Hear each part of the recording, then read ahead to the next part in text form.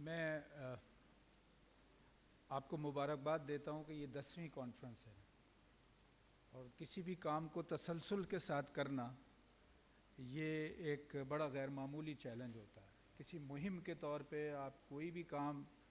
اپنی پوری توانائی کے ساتھ کر لیتے ہیں، لیکن اگر اس کام کو مسلسل کرنا ہو تو یہ واقعی بڑا چیلنج بن جاتا ہے۔ دوسرا بڑا چیلنج یہ ہوتا ہے، اور اس کا ظاہر ہے آپ بعد میں بھی جائزہ لیں گے، کہ کیا 10 سالوں میں ہم 10 گنا نہیں تو 5 گنا، یا ہم کس رفتار سے آگے بڑھے ہیں۔ جو ہم نے پہلے دن کیا تھا اس کے مقابلے میں آج ہم کہاں ہیں۔ میں جب وقتاً فوقتاً آپ کے پاس آتا رہتا ہوں تو اس کی روشنی میں اس مرتبہ مجھے خاص طور پہ آپ کا جو یہ عنوان ہے اس نے بڑا متاثر کیا، بڑا غیر معمولی طور پہ اہم عنوان ہے، اور آپ نے اس ایک عنوان میں بہت ساری چیزوں کو جمع بھی کیا ہے، اور یہ بڑی خوبی ہے۔ اور جو میں نے مقررین کی فہرست دیکھی اس میں بھی بہت اچھے صاحب علم موجود ہیں، اور میں سمجھتا ہوں کہ آپ نے یقیناً استفادہ کیا ہوگا۔ صرف ایک چیز مجھے شروع سے لگ رہی تھی، اور وہ مجھے احساس ہوا کہ آج بھی یعنی اس کی ایک طرح سے جھلک نظر آ رہی ہے، اور وہ یہ ہے کہ ٹائم کی بحیثیت مجموعی ہماری مینجمنٹ کیسی ہے۔ تو مجھے بڑی شرمندگی ہے، میں نے ابھی خالد صاحب سے یہ ذکر کیا، خالد محمود صاحب سے، کہ کچھ ہم نے پروگرام لیٹ شروع کیا ہے، میں نے آگے کوئی اپائنٹمنٹ دی ہوئی ہے، تو میں آپ کی گفتگو نہیں سن سکوں گا اور اس سے محروم رہوں گا۔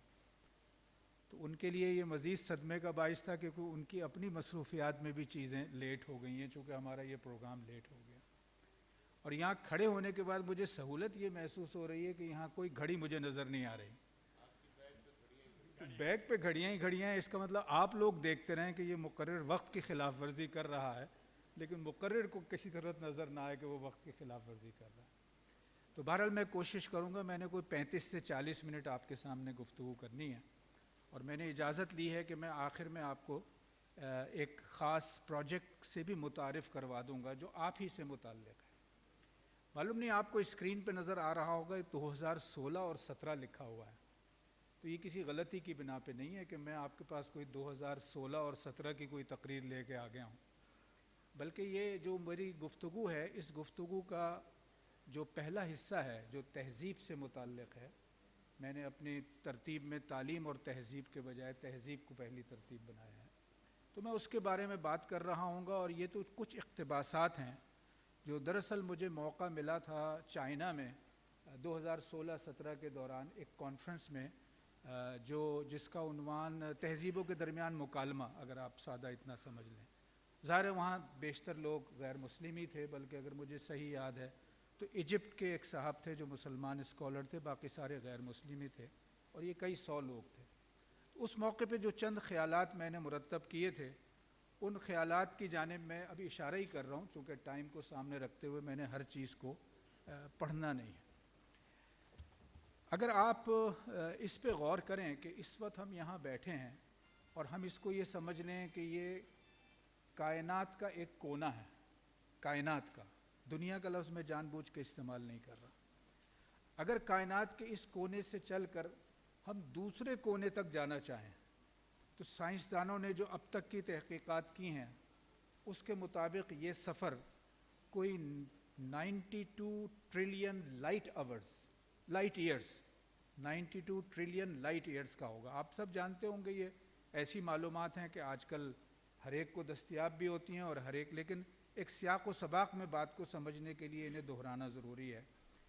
کہ جس کونے میں ہم بیٹھے ہیں، اور اس کونے سے اگر ہم کائنات کے آخری کونے تک جانے چاہیں تو یہ 92 ٹریلین ایئرز کا سفر ہے۔ انسانوں کی ہمیشہ یہ کوشش رہی ہے، اور آج بھی ہے، کہ وہ یہ معلوم کریں کہ اس دنیا سے جب ہم نکلیں تو آگے کیا اور کیا ہے۔ اسی ضمن میں انہوں نے یہ تعین کیا ہے کہ یہ سفر کوئی 92 ٹریلین لائٹ ایئرز کا بن جائے گا۔ جب یہ سوال کیا جائے کہ کیا یہ سمجھا جائے کہ یہ اس وقت تک ہم نے جو دریافت کیا ہے تو اب یہ کائنات ختم ہو گئی، تو وہ کہتے ہیں کہ نہیں، اس بات کو تسلیم کرتے ہیں کہ اس کے بعد بھی کائنات ہے، ہمیں نہیں معلوم کتنی ہوگی۔ اب اس تصور کو ذہن میں لائیں، اور پھر انسان کی ان کوششوں کو بھی کہ وہ تلاش کرتا ہے کہ اچھا دوسرے جو سیارے ہیں یا کائنات کے کس حصے میں ہماری جیسی کوئی مخلوق موجود ہے، انسان کی طرح کی کوئی مخلوق موجود ہے، ابھی تک تو کوئی دستیاب نہیں ہوئی۔ لیکن جب تہذیب کی بحث ہو تو ایک خیال مجھے یہ دلچسپ سا آیا کہ فرض کیجئے، ہم جانتے ہیں کہ کائنات کو تو چھوڑ دیں، اس دنیا کی آبادی اس وقت کوئی 8 ارب سے کچھ زیادہ ہے، 8 بلین سے، اور اس میں بڑا تنوع ہے، بڑی ڈائیورسٹی ہے۔ آپ چاہے تہذیب کے اعتبار سے دیکھیں، سیاست کے اعتبار سے دیکھیں، ثقافت کے اعتبار سے دیکھیں، تو اس میں بڑی ڈائیورسٹی ہے۔ اس کے باوجود اگر دوسری کسی دنیا سے کوئی مخلوق آ جائے یہاں اور ہمیں دیکھے، تو جس چیز کو ہم تہذیب کہتے ہیں، ہمارے درمیان بے شمار تنوع ہے۔ اس دنیا کے 8 ارب لوگوں میں تنوع ہے، تنازعات ہیں، تصادم ہیں، ایک دوسرے سے نظریات ہی نہیں بلکہ مفادات کی بنیاد پہ بھی لڑ رہے ہیں۔ لیکن اگر کسی دوسری دنیا سے کوئی مخلوق آ جائے تو اس کے لیے ہم سب ایک ہوں گے، فطری طور پہ ایک ہوں گے، چونکہ ہم ایک طرح سے رہتے ہوں گے، سنتے ہوں گے، کھاتے ہوں گے، پیتے ہوں گے، تو سارے تنوع کے باوجود ہم ہوتے ایک ہی ہیں۔ اس تناظر میں دراصل اگر تہذیب کو آپ دیکھیں تو تہذیب کا سفر خود اس دنیا میں بھی یعنی مسلسل آگے بڑھ رہا ہے، اور انسان جب آپس میں ملتے ہیں تو ایک دوسرے کے ساتھ یہ تعامل جو ہے، یہ بعض اوقات تعاون کی صورتوں میں اور بعض اوقات تصادم کی صورت میں آگے بڑھ رہا ہوتا ہے، لیکن ہر دو صورتوں میں انسانی تہذیب، انسان کا رہن سہن اور زندگی گزارنے کا طریقہ آگے بڑھ رہا ہے۔ جو ماضی کے مقابلے میں فرق واقع ہو رہا ہے، اور یہ شاید آگے بھی چلتا رہے گا، وہ یہ ہے کہ کسی زمانے میں جو ٹیکنالوجی کی محدودیت تھی اور جو زندگی جو ہے وہ اپنے اپنے علاقے میں انسانوں کی محدود ہوتی تھی، تو تہذیب بھی ایک جغرافیائی اکائی کے اندر محدود ہوتی تھی، اور بہت طویل سفر کے نتیجے میں وہ جغرافیائی اکائی سے باہر نکل کے باقی اکائیوں پہ اثر انداز ہونے کا عمل ہوتا تھا۔ لیکن اب دنیا جیسے کہ کہا جاتا ہے سکڑ گئی ہے، تو اس سکڑے ہوئی دنیا میں تہذیب کو میں تبدیلی یا تہذیب میں آنے والی تبدیلیوں کا عمل بھی بہت تیز رفتار ہو گیا ہے، بہت تیز رفتار ہو گیا ہے۔ اس کے لیے نئے نئے ذرائع اور وسائل دستیاب ہو گئے ہیں، اور اس اعتبار سے اس میں بہت ضروری ہو جاتا ہے کہ ان عوامل کو سمجھا جائے کہ جو تہذیبی عمل میں انٹریکشن کے نتیجے میں اثر انداز ہو رہے ہوتے ہیں اور کیسے وہ زندگی کو متاثر کر رہے ہوتے ہیں۔ یہ اب بہت تفصیل میں جانے کی ضرورت نہیں ہے، لیکن آج ہماری آگے آنے والی گفتگو میں بھی اس کی طرف اشارہ ہو جائے گا کہ اسی حوالے سے جس چیز کو ہم تعلیم کے طور پہ لیتے ہیں، اس میں اب تعلیم کی دنیا کلاس روم اور اسکول اور تعلیمی ادارے سے تو باہر بہت بڑی ہے۔ یہ تصور کرنا کہ تعلیم جو ہے وہ صرف ہم اب تعلیمی ادارے میں دے رہے ہوں گے، وہ ایک رسمی طور پہ پروگرام کی حد تک تو ہوتا ہے، لیکن جب آپ اس کو تہذیبی تناظر میں دیکھیں تو یہ بات سمجھنا مشکل نہیں ہے کہ اب تعلیم اصل میں تو اس ادارے سے باہر ہے، اور اتنی زیادہ ہے کہ اس کے بعد یعنی یہ تصور کرنا کہ جو کچھ آپ تعلیمی ادارے میں دے رہے ہیں وہ اوور ایک طرح سے اس کو انفلوئنس کرے گا، یا وہ اس کا اپر ہینڈ ہوگا، یا وہ باقی چیزوں کو اوور شیڈو کر دے گا، یہ تقریباً ناممکن ہے۔ اس کا مطلب یہ ہے کہ خود کلاس روم کے اندر اور تعلیمی ادارے میں بھی جو تعلیم دی جا رہی ہو، اس کو بھی اس طرح سے تیار کرنا چاہیے، اس میں یہ رخ رکھنا چاہیے کہ وہ نہ صرف ایک رسمی ضرورت پوری کر رہی ہو تعلیم، بلکہ اس کے ساتھ ساتھ وہ جو ایک پوری بیرونی دنیا سے تعلیم کی یلغار ہے کسی بھی شکل میں، وہ اس کا مقابلہ کرنے کے بھی قابل ہو۔ یہ ایک طرح سے نئے ماحول میں ایک نیا چیلنج بنتا چلا جا رہا ہے۔ اس اعتبار سے اگر ہم غور کریں تو میں آپ کے سامنے بہت سی سلائیڈز کو نظر انداز کر کے آگے بڑھ رہا ہوں۔ تو پہلے تو میں پاکستان کے منظر نامے پہ، کہ یہ بھی ہمارے عنوان کا ایک حصہ ہے، بات کرتے ہوئے ابن انشا کی ایک نظم آپ کے سامنے پیش کرنا چاہ رہا ہوں۔ ابن انشا تو مجھے یقین ہے کہ آپ سب لوگ جانتے ہوں گے، اور وہ اسی تناظر میں ان کے تعارف میں نہیں جا رہا، لیکن اتنے تو ہمیں معلوم ہے کہ ان کا انتقال 1978 میں ہوا تھا، 1978 میں۔ اس کا مطلب یہ ان کی کوئی بھی نظم جو ہے وہ اس سے پہلے کی ہوگی، اور یہ اس وقت کی کتاب ہے۔ اب ذرا آپ اس کتاب سے حاصل کی جانے والی اس نظم پر غور کیجئے۔ یہ تو ابن انشا کی، اور یہ اس اردو کی آخری کتاب میں شامل ہے۔ مجھے امید ہے کہ آپ لوگوں نے پڑھی ہوگی، ورنہ ضرور پڑھیے گا، اس میں اور بہت سی کام کی باتیں مل جائیں گی۔ اس نظم کا عنوان ہے علم بڑی دولت ہے، اور آپ دیکھ رہے ہیں کہ ترازو کی اس تصویر میں یعنی علم ہی کو اہمیت دی گئی ہے کہ اس کا پلڑا بھاری ہے۔ لیکن ذرا آگے بڑھیں تو اس علم بڑی دولت کی اس وقت پوزیشن کیا ہے؟ یہ اشتہار ہے اسکول کھولنے کے بارے میں،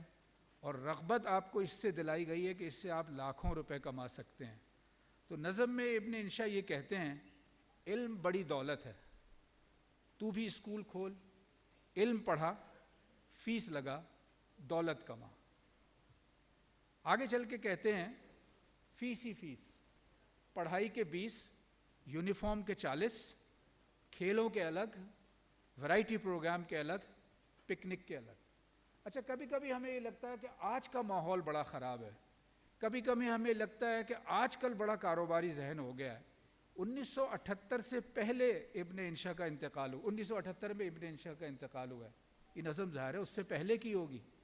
اور بے شک 20 روپے آج ہمیں کم لگتے ہیں، چونکہ آج تو 20 ہزار ہوتے ہوں گے ان چیزوں کے، اور ہوتے ہیں،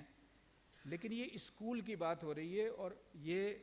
منظر نامہ ہے 1978 سے پہلے کا۔ تو یہ پہلو بھی ذہن میں رکھیے کہ جو تہذیبی عمل ہے وہ ایک دن میں یعنی متاثر نہیں ہوتی چیزیں، وہ ایک پروسیس ہوتا ہے۔ تو تعلیم کو کاروبار بنا لینا، ہمارا خیال ہوتا ہے کہ شاید پہلے ایسا نہیں تھا، لیکن پہلے بھی ایسا ہی ہو رہا تھا، اور ظاہر ہے کہ آج جو کچھ نظر آتا ہے وہ اسی کی ایک طرح سے ایکسٹینشن ہے۔ آگے چل کے ابن انشا یہ کہتے ہیں، یہ ایک مظاہرے کی تصویر ہے جو ڈان اخبار میں شائع ہوئی۔ ابن انشا کہتے ہیں لوگوں کے چیخنے پر نہ جا، دولت کما، اس سے اور اسکول کھول، ان سے اور دولت کما، کمائے جا کمائے جا، ابھی تو تو جوان ہے، یہ سلسلہ جاری ہے جب تک گنگا جمنا ہے۔ آگے چلیے، ابن انشا یہ کہتے ہیں، یہ چند تصویریں پہلے آپ کے سامنے آ جائیں گی، آپ بوجھنے کی کوشش کیجیے گا، لیکن یہ اس کی آپ کے سامنے آ گئی۔ پڑھائی بڑی اچھی چیز ہے، پڑھ، بہی کھاتا پڑھ۔ اب بہی کھاتا تو آج کل بہت سارے لوگوں کے لیے ایک اجنبی اصطلاح ہے، لیکن ظاہر اکاؤنٹس تو ہر ادارے میں اور ہر کاروبار میں ہوتے ہیں، تو یہ بہی کھاتا دراصل اسی کی جانب اشارہ ہے۔ ٹیلی فون ڈائریکٹری پڑھ، اب بھی ٹیلی فون ڈائریکٹری کی ایس سچ ضرورت نہیں ہے، لیکن اس کے بغیر گزارا بھی نہیں ہے، البتہ وہ ٹیلی فون ڈائریکٹری سکڑ کے آپ کے ٹیلی فون میں ہی آ گئی ہے، یہ ضرور سہولت ہو گئی ہے۔ بینک اسٹیٹمنٹ پڑھ، ٹینڈر نوٹس پڑھ، ضرورت رشتہ کے اشتہار پڑھ۔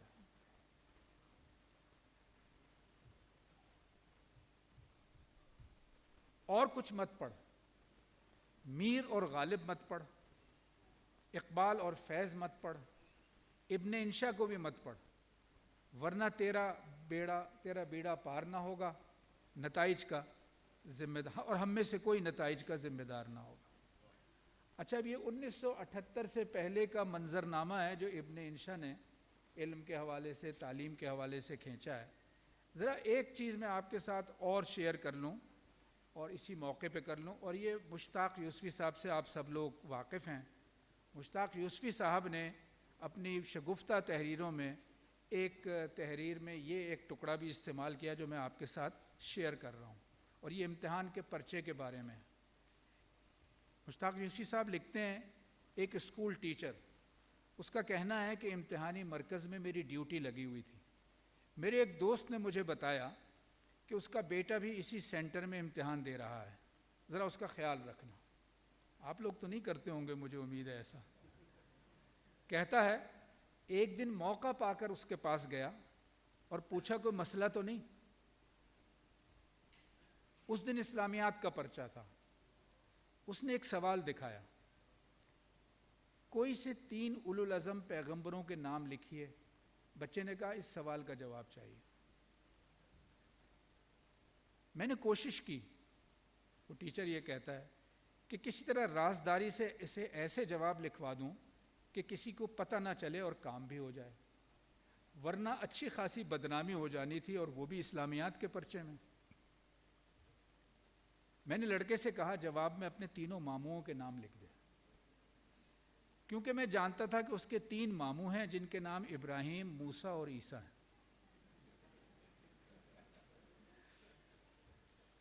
اگلے راؤنڈ میں جب میں نے پیپر دیکھا تو لڑکے نے جواب میں لکھا تھا گڈو ماموں، ٹونی ماموں اور چیکو ماموں۔ اچھا یہ تو بچے کی حد تک بات تھی، لیکن اصل میں مشتاق یوسفی صاحب کا اگلا فقرہ بڑا اہم ہے جو انہوں نے اس کے ساتھ لکھا۔ وہ لکھتے ہیں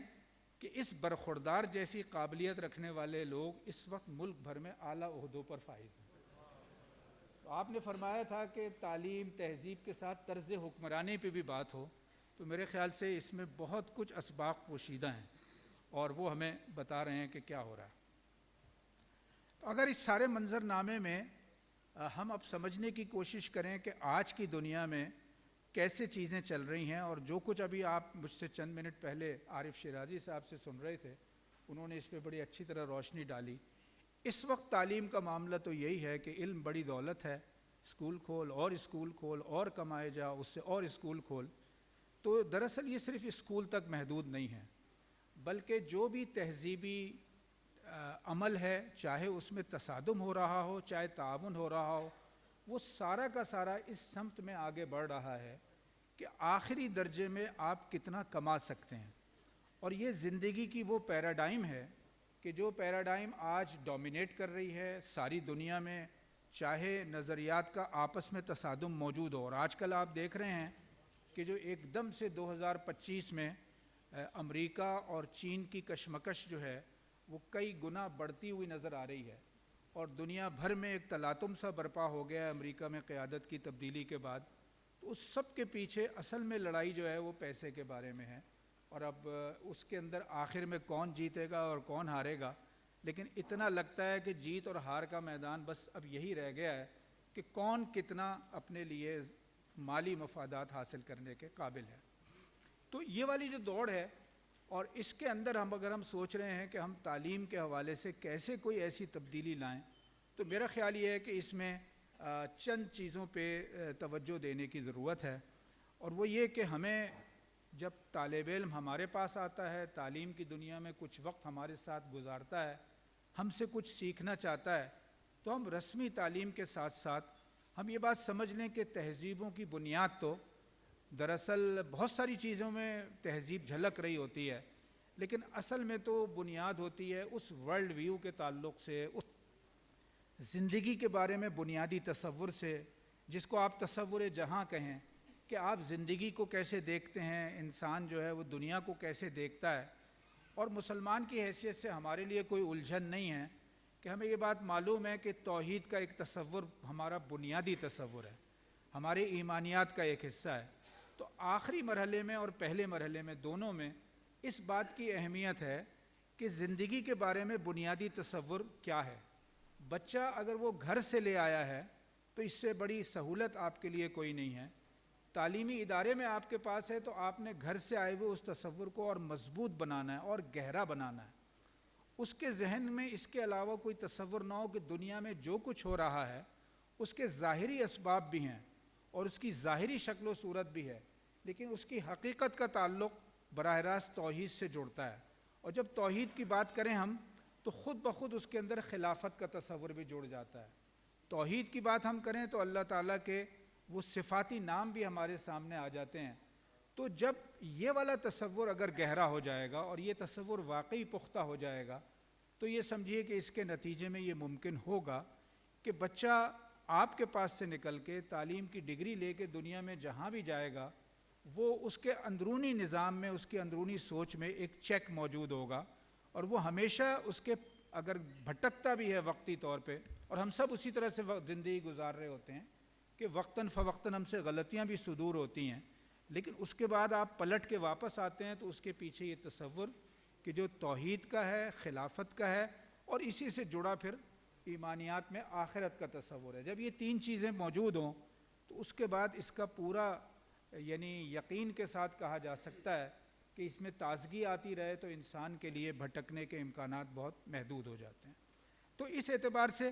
اپنے دائرے میں جب ہم کام کر رہے ہوں ہم اس پہ توجہ دیں۔ اس میں بعض چیزوں پہ ہمارا کنٹرول نہیں ہے، مثلا یہ کہ اب نصاب ہے، کتاب ہے، پالیسی ہے، ان چیزوں کے بارے میں آپ اپنا ایک اثر ڈالنے کی کوشش کر رہے ہوتے ہیں، لیکن یہ ہر وقت آپ کے ہاتھ میں نہیں ہوتا۔ اگر آپ اس سے آگے بڑھ کے اپنے کسی تعلیمی ادارے میں سوچیں تو حقیقت یہ کہ تعلیمی ادارہ اگر آپ نے خود بھی بنایا ہے اور بظاہر آپ اسے کنٹرول کر رہے ہیں، تب بھی یہ رسک موجود ہوتا ہے کہ طلباء کے ساتھ جو اساتذہ ہیں، ان اساتذہ میں سے کوئی جو ہے وہ آپ کی مرضی کے خلاف کام کر رہا ہو۔ ایسا بھی ہوتا ہے، آپ ظاہر ہے اس کے بعد ضابطے کی کارروائیاں کر سکتے ہیں، لیکن کی یہی ہے کہ اگر ہم نے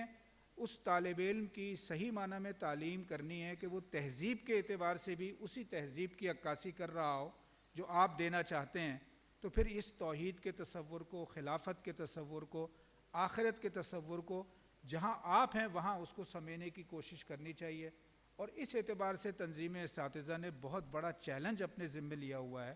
کہ اس کا بنایا ہوا استاد جو ہے، اس سے منسلک استاد جو ہے،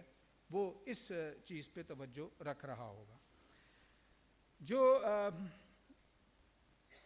دوسرا آج کی تہذیب نے مسئلہ پیدا کیا ہے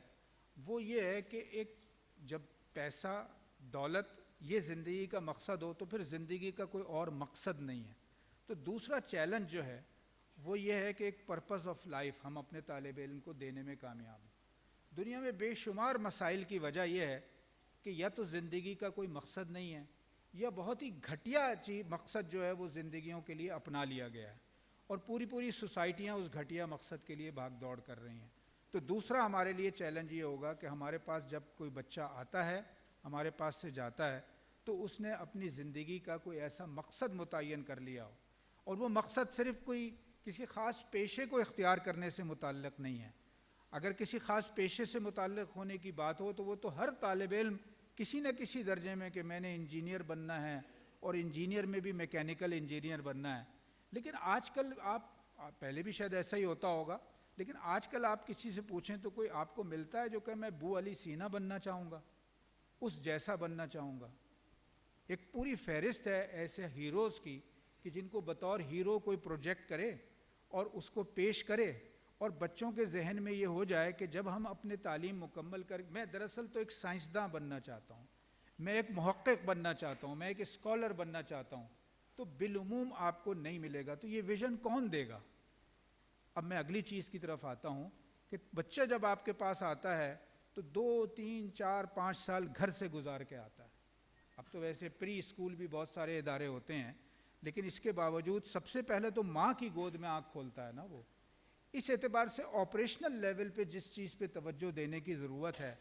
خود انفرادی دائرے میں بھی، تنظیمی دائرے میں بھی، اور ایک بڑے دائرے میں جہاں جہاں بھی ہم آپریٹ کر رہے ہوں، وہ یہ ہے کہ یہ جو ماں کا انسٹیٹیوشن ہے، یہ جو، اور ماں سے مراد فیملی میں مرکزی کردار ماں کا ہے، تو ماں کا انسٹیٹیوشن جو ہے یہ کتنا مضبوط ہے، یہ کتنا اس تہذیب کی جانب لے جانے والا ہے جس تہذیب کو آپ پھلتا پھولتا دیکھنا چاہتے ہیں۔ اور ابھی عارف صاحب بتا رہے تھے کہ بہت سے ایسے مسائل جو مغربی تہذیب سے متعلق ہیں۔ البتہ میں اس میں ایک اضافی نقطہ ضرور شامل کرنا چاہوں گا، اور بعض اوقات یہ ہم سب کے ساتھ ہوتا ہے کہ ہم چیزوں کو جرنلائز کرتے ہیں۔ اب آپ کو معلوم ہے کہ اس وقت دنیا میں جو تبدیلیاں آئی ہیں اس میں سے ایک بڑی تبدیلی جو ہے وہ امریکی صدر کی تبدیلی ہے، اور اس سے ہمیں بے شمار شکایات ہیں، اس کا رویہ، اس کا طرز عمل انسانیت کے لیے۔ لیکن ایک عجیب و غریب بات جو اس نے اپنی پہلی تقریر میں کہی، وہ آپ لوگوں کو معلوم ہوگا، اس نے اپنی پہلی تقریر میں کہا کہ جینڈر صرف 2 ہیں، مرد اور عورت، اور یہ جتنی بھی باقی LGBT کے نام سے چیزیں ہو رہی ہیں یہ سب بالکل فضول چیز ہے، بیہودہ چیز ہے۔ اور اس نے کہا کہ آج کے بعد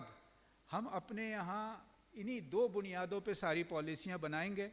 اور امریکی فوج میں جو LGBT کے بنیاد پہ جو فوجی بھرتی ہوئے تھے، اس نے ان کو کہا آپ فیصلہ کر کے بتا دیں آپ یا مرد ہوں گے یا عورت ہوں گے۔ اچھا، اس جنرلائزیشن کے پسکو سے بچنے کے لیے ضروری ہے کہ ہم چیزوں کو مجموعی تناظر میں دیکھ کے اور اپنی رائے قائم کر رہے ہوں۔ مغرب میں ہر چیز بری نہیں ہے، مغرب میں ہر چیز اچھی نہیں ہے، ہمارے یہاں بھی ہر چیز اچھی نہیں ہے، بری نہیں ہے۔ تو ہمارے لیے جو میں نے شروع میں اشارہ کیا کہ تہذیبوں کے درمیان تعامل ہو رہا ہوتا ہے، انٹریکشن، تہذیبوں کے درمیان تعاون بھی ہو سکتا ہے اور تہذیبوں کے درمیان تصادم بھی ہوتا ہے، لیکن یہ جو جرنلائزیشن ہے یہ ہمیں محروم کر دیتی ہے کہ ہم بہت سارے حقائق کو صحیح تناظر میں سمجھنے کے قابل ہوں۔ خود امریکہ کی جیسے ابھی بات ہو رہی ہے تو آپ نے نوٹ کیا ہے کہ وہاں تو بہت بڑی تعداد میں لوگوں نے مظاہرے کیے ہیں فلسطین کے اور غزہ کے حق میں، اور اس کے باوجود کیے ہیں کہ امریکہ کی ایک طرح سے مجموعی روایات اور امریکہ کی عمومی روایات کے برعکس ان کو دھمکیاں مل رہی ہیں، ان کے داخلے کینسل ہو رہے ہیں. اور ابھی موسٹ ریسنٹلی شاید بے شمار لوگوں نے وہ دیکھی ہوگی ویڈیو یا ایک کلپ کہ جس میں یہ ذکر ہوا ہے کہ ایک مراکشی خاتون جو ہے جو مائکروسافٹ میں کام کر رہی تھی، اور مائکروسافٹ آپ کو معلوم ہے کہ دنیا کی ایک بڑی آئی ٹی کی کمپنی ہے، اور ہارورڈ سے وہ تعلیم یافتہ تھی، اور اس کو ابھی زیادہ عرصہ نہیں ہوا تھا کام کرتے ہوئے. اس کی اس وقت تنخواہ جو ہے وہ $2000 تھی. لیکن وہ مائکروسافٹ کی ایک تقریب میں جس میں بل گیٹس بھی موجود تھا اور باقی بھی بڑی تعداد میں لوگ موجود تھے، وہ کھڑی ہو گئی اور اس نے کہا آپ آرٹیفیشل انٹیلیجنس کو انسانیت کی خدمت بتا رہے ہیں اور اپنا کارنامہ بتا رہے ہیں، لیکن آپ نے تو دراصل اسرائیل کو اس کی سپورٹ فراہم کی ہے کہ وہ ٹارگٹ کر کر کے لوگوں کو فراہم کر. اچھا، تو جنرلائزیشن کا نقصان یہ ہے کہ یہ لڑکی تو ہارورڈ یونیورسٹی سے پڑھی ہے، یہ تو آرٹیفیشل انٹیلیجنس سے پڑھی ہے، اور آپ اس کا اگر تفصیلی طور پہ جائزہ لیں تو معلوم ہوگا کہ اس نے کہا کہ میں نے کئی دن استخارہ کیا کہ اب یہ مرحلہ آ گیا ہے، میں یہ رسک لے کے کروں یا نہ کروں بات، اور میرے پاس بالکل مشکل سے آدھا منٹ ہوگا، 1 منٹ ہوگا، تو وہ کیا الفاظ ہو سکتے ہیں کہ میں مؤثر ترین الفاظ میں اپنی بات بیان کروں. اب اس کی جاب بھی ختم ہو گئی، اس کے سارے ایک طرح سے سوشل میڈیا اکاؤنٹس وغیرہ سب پہ پابندی لگ گئی.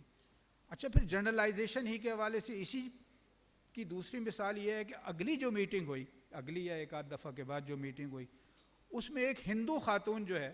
اس نے کھڑے ہو کے یہی بات کی جو اس نے کی تھی کہ تم تو جینوسائڈ کر رہے ہو. اس کا مطلب یہ ہے کہ یہ جو آج کی دنیا میں انٹریکشن کے نئے نئے مواقع ہوئے ہیں، نئے نئے مواقع پیدا ہو رہے ہیں،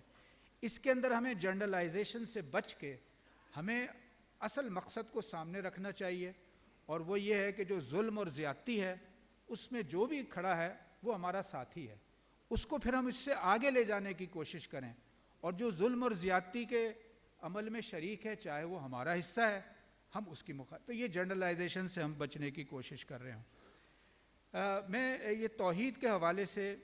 ایک آخری بات، اور یہ سارے اسی توحید اور تعلیم کے حوالے سے، تعلیم کا بظاہر جیسا کہ ہم نے ذکر کیا اب تو مقصد یہ بن گیا ہے کہ ایک ڈگری ہوگی تو ڈیولپمنٹ کا تصور بھی یہ ہے کہ آپ کے پاس ایک اچھی ڈگری ہو، اس ڈگری کے نتیجے میں ایک اچھی ملازمت آپ کو مل رہی ہو وغیرہ وغیرہ. تو توحید کے تصور میں بھی ڈیولپمنٹ کو بہت اچھی طرح سمونا چاہیے. آپ سب جانتے ہیں، میں صرف دہرانے کے لیے کہہ رہا ہوں، میرے نزدیک اس میں 3 ایس ہمیں یاد رکھ لینے چاہیے کہ جب ہم تعلیم دے رہے ہیں اور ہم ایک تہذیبی پس منظر رکھتے ہیں، اسی تہذیبی پس منظر میں بات کر رہے ہیں کہ اس میں ایک تو سیلف ڈیولپمنٹ ہوگی، سیلف، وہ فرد جو تعلیم حاصل کر رہا ہے اس کی اپنی ڈیولپمنٹ ہے. دوسرا پھر سوشل ڈیولپمنٹ ہے، اور سوشل ڈیولپمنٹ میں آپ اسے پھیلا کے پورے معاشرے اور پوری دنیا کی جانب لے جا سکتے ہیں. اور پھر ایس کے لیے اگر میں کہوں کہ سوائل، اگرچہ میں کہنا چاہتا ہوں کہ یہ پوری دنیا یا ارتھ، تو لیکن ایس کی مناسبت سے میں نے سوائل کا لفظ آپ کے لیے منتخب کیا. تو یہ جو ہے کہ زمین کے اندر کیا خزانے ہیں، آسمان کی وسعتوں میں کیا خزانے پوشیدہ ہیں، اور کیا ایک طرح سے اس کو ڈسکور کرنا، اس کو تیار کرنا، اس کو ڈیولپ کرنا فردر، یہ تعلیم کے مقاصد میں شامل ہے کہ یہ استعداد کہ سیلف ڈیولپمنٹ، سوشل ڈیولپمنٹ اور پھر سوائل ڈیولپمنٹ جس کو میں کہہ رہا ہوں. لیکن سوائل سے مراد لغوی معنی میں سوائل نہیں ہے، بلکہ یہ ہے کہ اس کائنات میں جتنے بھی خزانے ہیں، یہ پوری کائنات کو دریافت کرنا، یہ ڈیولپمنٹ کا مطلب ہے کہ ہمارے پاس سے جانے والے طلباء یہ عزائم لے کر جا رہے ہوں اور یہ صلاحیت لے کر جا رہے ہوں. پاکستان کے، میں اس پہ اب آخر میں دوبارہ بات کروں گا، پاکستان کے موجودہ منظرنامے میں طرز حکمرانی کا جو اصل مسئلہ ہے اس کے بھی کئی پہلو ہیں، لیکن آج میں نے آپ کے لیے 3 آیات کی جانب اشارہ کرنا اپنے پیش نظر رکھا ہے. اور اگر آپ یاد کر لیں کہ حضرت سلیمان علیہ السلام کی مجلس ہے اور آپ ملکہ سبا کا تخت یعنی طلب کرتے ہیں کہ کون لے کر آئے گا، تو وہاں موجود جنوں میں سے ایک نے جب یہ کہا کہ میں لے کر آؤں گا، تو اس نے اپنے بارے میں یہ کہا کہ میں اس کی طاقت رکھتا ہوں اور امانت دار ہوں، میں اس کی طاقت رکھتا ہوں اور امانت دار ہوں. اسی طرح دوسرا واقعہ میں آپ کو یاد دلانا چاہوں گا کہ جب حضرت موسیٰ علیہ السلام کو وہ 2 خواتین ملیں جو انتظار کر رہی تھیں پانی لینے کے لیے، اور جب وہ پانی لینے کے لیے انتظار کرتے ہوئے انہوں نے دیکھا تو آگے بڑھ کے مدد کی پیشکش کی، اور مدد کی ان کی، تو ان میں سے ایک نے اپنے والد سے یہ ذکر کیا کہ آپ اس کو نوکر رکھ لیں، آپ اس کو ساتھ رکھ لیں، اور اس کی جو خصوصیات بتائیں وہ یہ کہ جو مضبوط ہو، ملازم وہی ہو سکتا ہے جو مضبوط ہو اور امانت دار ہو۔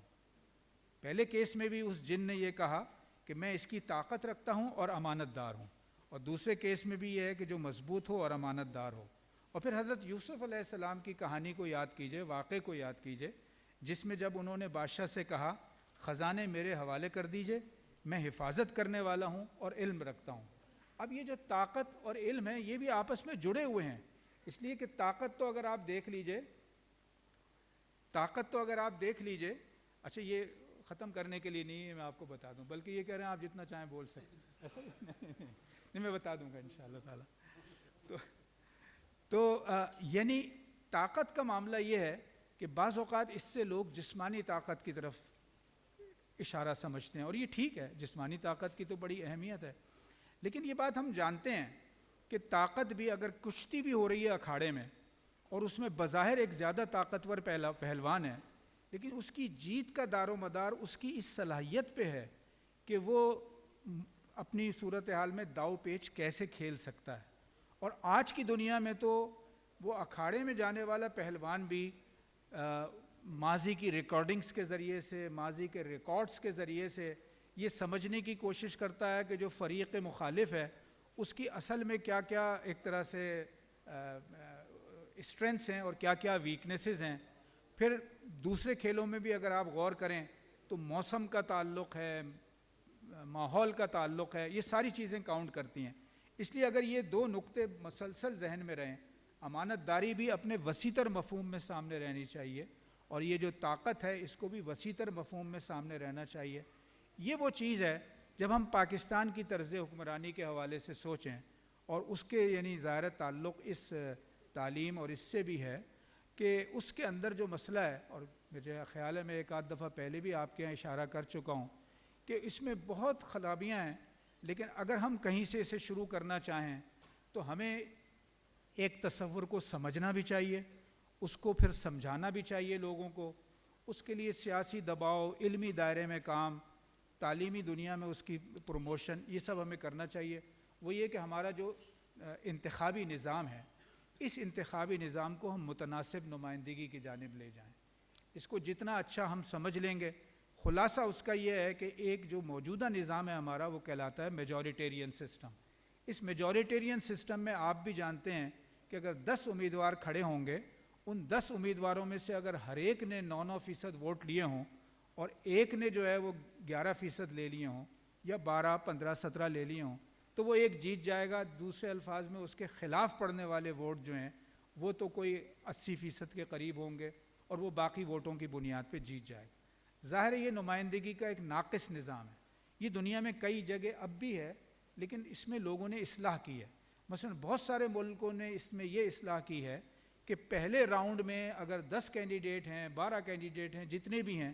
پھر ان میں سے جو 2 ٹاپ پہ ہوں گے ان 2 کے درمیان دوبارہ مقابلہ ہوگا۔ اس کے نتیجے میں کم از کم چیز یہ ہو جاتی ہے کہ اب جو جیتے گا اس کے پاس 51% ووٹ تو ضرور آئیں گے اور وہ 51% لوگوں کا نمائندہ ہوگا۔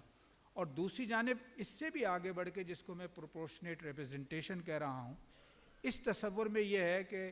پارٹیوں کو ووٹ ڈلتے ہیں، پارٹی ایک لسٹ جمع کرا دیتی ہے،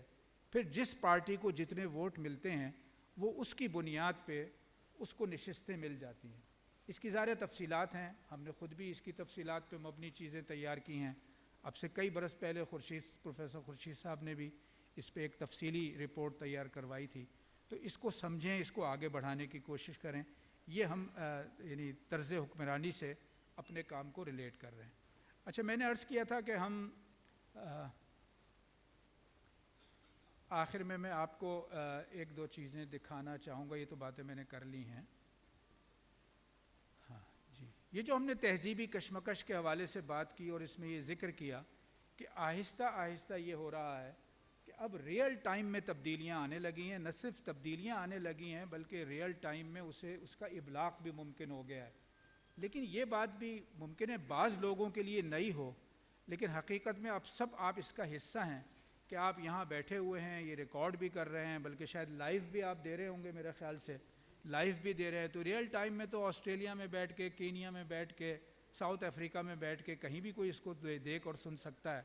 اس کا مطلب لیکن تو اس معنی میں یہ اب پرانی بات ہے. اچھا، جو نئی بات ہے وہ آرٹیفیشل انٹیلیجنس ہے، لیکن آپ بھی جانتے ہیں کہ یہ بھی اب نئی بات نہیں ہے. اس میں بھی اتنی تیز رفتاری سے تبدیلیاں آ رہی ہیں کہ اگر ہم نے اس کو نہیں سمجھا اور ہم اپنے تنظیمی اور تعلیمی عمل میں اس طرف پیش رفت نہ کر سکیں تو دنیا ہم سے اسی طرح آگے بڑھتی رہے گی اور ہم رفتہ رفتہ اس کے پیچھے جا رہے ہوں گے. تو میں اس مرحلے پہ، مجھے آپ کے ساتھیوں نے سلپ دی کہ میں انسٹیٹیوٹ آف پالیسی اسٹڈیز کی کتابوں کے بارے میں تعارف کرا دوں، تو میں اس سے اگلے مرحلے کا تعارف کرا رہا ہوں جو ایک کام اس وقت ہم کر رہے ہیں، اور وہ ایک ورک ان پروگریس کہلائے گا. اور میں یہ بیان کرنے سے پہلے بھی یعنی اس بات کا اعتراف کرتا ہوں کہ یہ کوئی بہت بڑا کام نہیں ہے، لیکن جب اس طرف سے ہم سوچیں کہ ہمارے ہاں بحیثیت مجموعی ہمارے اجتماعی نظام میں اس پہ کتنی توجہ ہے، تو میرا خیال ہے کہ یہ ایک موقع ہے کہ میں آپ کے سامنے اس پروگرام کا تعارف بھی کراؤں اور اس کو آپ کے ساتھ شیئر کروں. اس پروگرام کو ہم نے بنایا ہے جس کا نام ہے خورشید آنسرز، اور جیسے میں نے ذکر کیا کہ یہ پروگرام یہ ہے کہ ہم پروفیسر خورشید، ذکر تو میں ذاتی طور پہ کر رہا تھا کہ یعنی اس وقت پروفیسر خورشید احمد کا جو لٹریچر ہے ہم اس تک پہنچ سکیں اور اس سے فوری رہنمائی حاصل کر سکیں، اسے ہم نے خورشید آنسرز کا نام دیا ہے. لیکن ابھی ہم نے اسے لانچ نہیں کیا ہے. لانچ کرنے میں ابھی اس میں کچھ وقت لگے گا، البتہ مختصراً تعارف آپ کو میں کروا دینا چاہتا ہوں اس کا.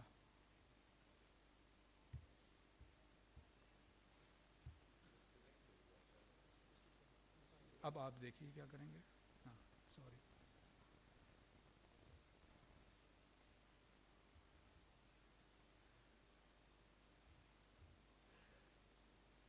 آواز بھی تیز کرنی پڑے گی. ہاں شروع میں لے جائیں. ایک منٹ جی ایک منٹ یہ ہو جائے. یہ میرا خیال ہے اس کی اپنی میرے کمپیوٹر کی وائس کم ہے اصل میں. اب آ جائے نہیں، میرا خیال ہے اس کی ضرورت نہیں ہوگی.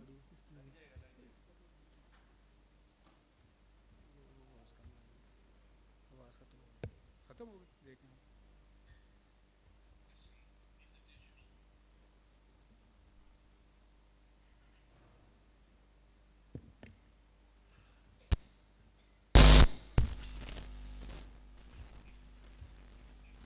Professor Khurshid Ahmad is a renowned intellectual, economist, former senator, and a multidisciplinary scholar from Pakistan who has made significant contributions. Unlocking wisdom through AI, enriching Professor Khurshid Ahmad's legacy in the digital age. Professor Khurshid Ahmad is a renowned intellectual, economist, former senator, and a multidisciplinary scholar from Pakistan who has made significant contributions in the areas like economics, education, policy making, governance, Islamic jurisprudence, faith, society, etc. He has authored several books, reports, and articles, many of which have been translated to other languages. His groundbreaking contributions have earned him several prestigious accolades and awards, including the King Faisal Prize, as well as Nishan-e-Imtiaz, the highest-ranked civil award in Pakistan. The wealth of knowledge contributed by Professor Khurshid Ahmad throughout his career is invaluable, as it continues to inspire scholars, policymakers, and activists around the world. In the context of modern digital age, however, the true potential of Professor Khurshid Ahmad's works still remains underutilized, as there is a need to communicate his thoughts and ideas more widely, allowing them to reach greater audience and benefit future generations. This is where the modern technologies such as AI-powered chatbot can play a significant part. By extracting information from Professor Khurshid Ahmad's extensive works and giving it a user-friendly interface to interact with, a chatbot can serve as a point of access for millions of users seeking answers to their questions. You can think of the chatbot as an intelligent interpreter cum assistant, accessible to the global audience 24/7, providing instant responses to the questions asked on the back of a vast repository of the Professor Khurshid's works, offering personalized, accurate, and timely answers, anytime, anywhere, and in multiple languages. Whether it is a student looking for guidance or a professional seeking a practical advice, this AI-powered personal assistant will be able to respond with valuable insights, navigating them through complex concepts with ease. In short, an AI chatbot dedicated to Professor Khurshid Ahmad's works will not only go on to preserve his legacy, but also enable much more efficient access to his immense wealth of knowledge, ensuring that the treasure of his timeless wisdom will continue to serve as a beacon for the generations to come. یہ میں نے ایک تعارف کے طور پہ آپ کے ساتھ یہ میرے خیال ہے نکال لیں وہ ساؤنڈ والا اپنے ایک آخری چیز ہے مجھے آپ کے ٹائم کا احساس ہے اور وہ یہ ہے کہ میں تھوڑا سا آپ کو ایک سوال کی شکل میں ڈیمونسٹریٹ بھی کر دوں کہ یہ کام کیسے کرتا ہے جو پریکٹیکلی جب آپ تک پہنچے گا. اور میں اس ضرورت کو سامنے رکھتے ہوئے کہ اس وقت شاید آئیڈیل یہ ہوگا کہ میں اسی کو سوال بنا دوں تعلیم اور تہذیب.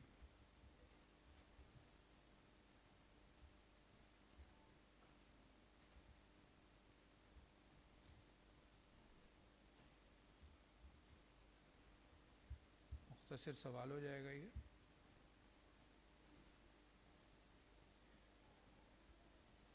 ابھی جیسے میں نے عرض کیا یہ ورک ان پروگریس ہے اور اب اس میں آہستہ آہستہ کرتے ہوئے ہم انشاءاللہ تعالیٰ اسے جون تک کر لیں گے. دوسری جانب یہ کہ یہ پہلا قدم ہے کہ پروفیسر خورشید احمد کا لٹریچر ان کی تحریر اور تقریر جو ہے وہ اس میں آ جائے. لیکن یہ آخری چیز نہیں ہے, اس کے بعد ہمارے سامنے اور بھی عنوانات ہیں جس پہ ہم کام کر رہے ہوں گے. اب یہ اس کا جواب آنا شروع ہو گیا. سوال ہم نے اردو میں کیا تھا, جواب بھی اردو میں دے رہا ہے.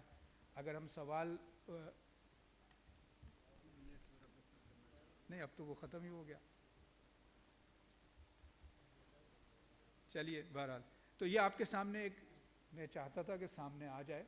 اور اگر آپ میں سے کچھ لوگ بھی انٹرسٹڈ ہوں گے تو میں چاہوں گا کہ جب ہم اس کی ایک طرح سے تعارفی لانچ کریں, اور تعارفی لانچ سے مراد یہ ہے کہ ہم پبلک نہیں کریں گے لیکن یہ چاہیں گے کہ کچھ ایسے لوگوں کو کہ جو اس موضوع سے, اس کام سے اور ان خیالات سے جو پروفیسر خورشید احمد کے ہیں ان سے ان کی دلچسپی ہے, تو وہ اس کو ٹیسٹ کے طور پہ دیکھ لیں اور اپنا فیڈ بیک دیں. دوسرا یہ کہ خود تنظیم اساتذہ سے یہ درخواست ہوگی